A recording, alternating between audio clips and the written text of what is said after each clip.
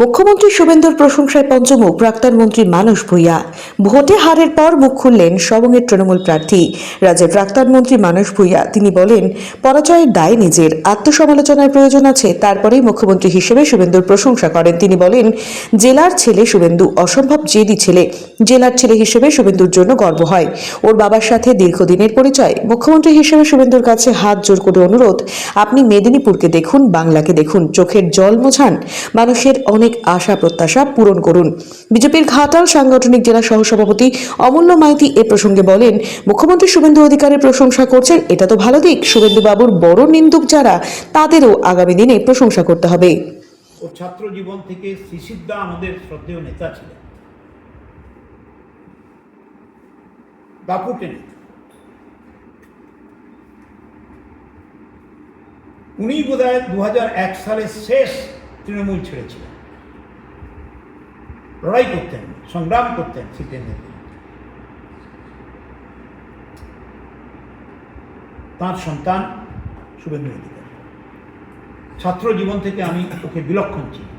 একটা জেদি কাজ করার ছেলে, এবং মেদিনীপুরের ছেলে তো। আমি মেদিনীপুরের মানুষ।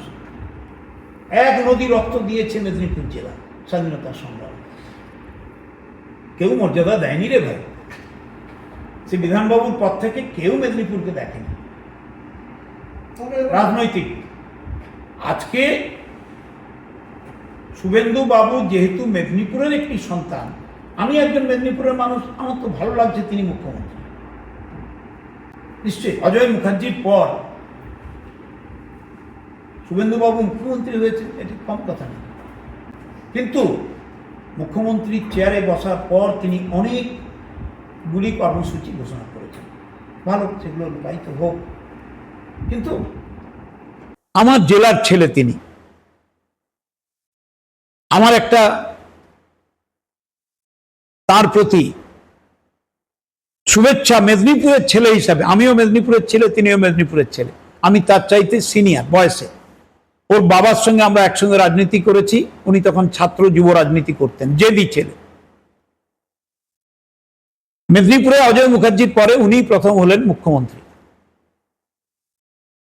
আমি তার কাছে অনুরোধ করব, অনেক আশা মানুষের কান্না মুছিয়ে দিন, উন্নয়নের পথে অগ্রদূত হন।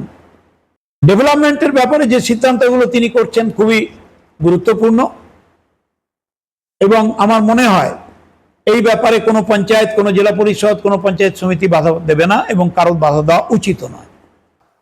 মুখ্যমন্ত্রীর প্রশংসায় পঞ্চমুখ হচ্ছেন, এটা তো ভালো দিক।